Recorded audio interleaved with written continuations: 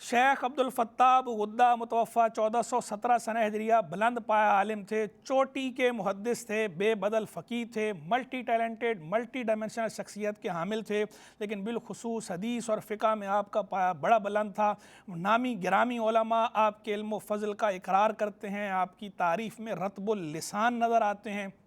بڑا آپ نے اثر چھوڑا، جو آپ نے درس و تدریس سے کام لیا ہے، ہزاروں طلبہ آپ نے تیار کیے، رجال کار تیار کیے ہیں جنہوں نے دیے سے دیا جلایا ہے، علم کی شمع کو آگے روشن تو پہلے سے ہی تھی، اس کو مزید انہوں نے اس روشنی کو عام کرنے میں اپنا حصہ ملایا ہے۔ ان کا میجر کنٹریبیوشن ہے شیخ ابو غدہ کا خود بھی اور آپ کے شاگردوں کا، آپ کے تلامذہ کا بھی۔ اس کے ساتھ ساتھ ہمیں شیخ ابو غدہ حسن اخلاق کے بھی پیکر نظر آتے ہیں، خوف خدا کے بھی حامل نظر آتے ہیں، علم و فضل میں بھی بلندی پر تھے، زہد و تقوی میں بھی بلندی پر تھے، طبیعت میں نرمی تھی، خشونت نہیں تھی، کھردرا پن نہیں تھا، اور رقیق القلب تھے، نرم قلب کے تھے، رو پڑھتے تھے، قرآن مجید کی تلاوت سنتے تھے تو گریہ کرتے تھے، خود قرآن کی تلاوت کرتے تھے تو گریہ کرتے تھے، صالحین سلف کی کوئی عمدہ بات سن لیتے تھے یا بیان کرتے تھے، رو پڑھتے تھے، گریہ طاری ہوتا تھا۔ شیخ یحییٰ الغوثانی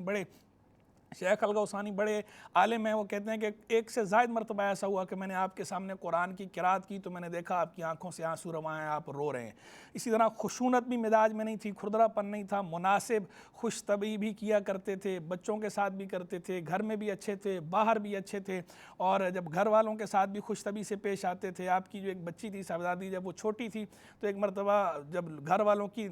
توجہ اس کی طرف نہیں تھی تو اس نے آپ کے کچھ اوراق اٹھا کے منہ میں ڈال لیے۔ جب وہ بڑی ہوئی تو آپ جو ہے وہ اس کو خوش طبعی کرتے تھے، کہتے تھے اکلت العلم منذ صغرک، تم نے تو بچپن سے ہی علم کھایا ہے۔ ایسے ہی آپ کے ایک صاحبزادے تھے جن کا نام آپ نے محمد زاہد رکھا تھا اپنے استاد امام زاہد کوثری کے نام پر، تو انہوں نے ایک دفعہ بچپن میں آپ کی کسی کتاب پہ انہوں نے ایسی لکیر کھینچ دی تھی، تو آپ جب وہ بڑے ہوئے تو کہتے تھے اشتغلوا بالعلم من صغرہم، کہ یہ تو اپنے بچپن سے ہی علم میں مشغول ہیں۔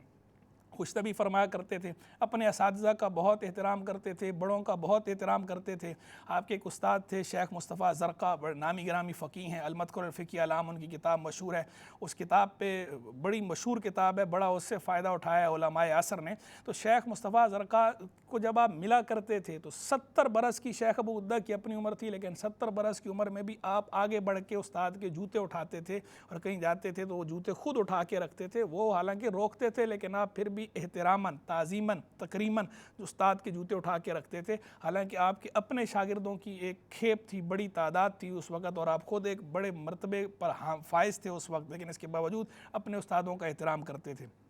امام زاہد کوثری جو آپ کے دوسرے استاد، ان کا بڑا ہی احترام کرتے تھے، محبت کرتے تھے، انہی کے نام پر آپ نے اپنے صاحبزادے کا نام رکھا محمد زاہد، اور بچپن میں جب کبھی آپ اس کو